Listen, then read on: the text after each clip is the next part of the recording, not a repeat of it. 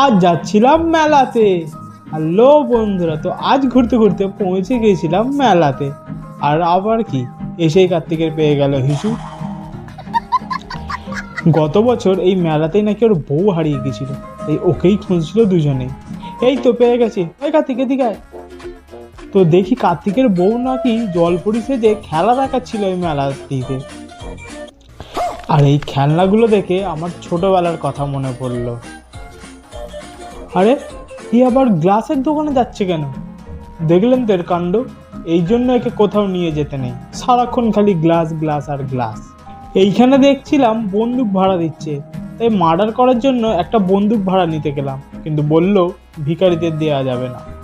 আর এটা দেখো গাইস, যাদের হাগু হচ্ছে না তাদের এটাতে একবার যদি বসিয়ে দেওয়া যায় তাহলে তাদের পিছন ফেটে যা আছে সেটা বেরিয়ে যাবে, না হলেই পয়সা ফেরত।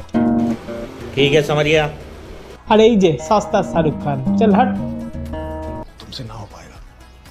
তো অনেক ঘোরাঘুরি তো করলাম, এবার একটু খিদে পেয়ে গেছে তাই খেয়ে নিলাম এগরোল।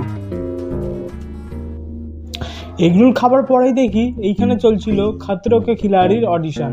যে এই আগুন লাগানো বিস্কুটটি খেতে পারবে তার এন্ট্রি খতরো কে খিলাড়ি।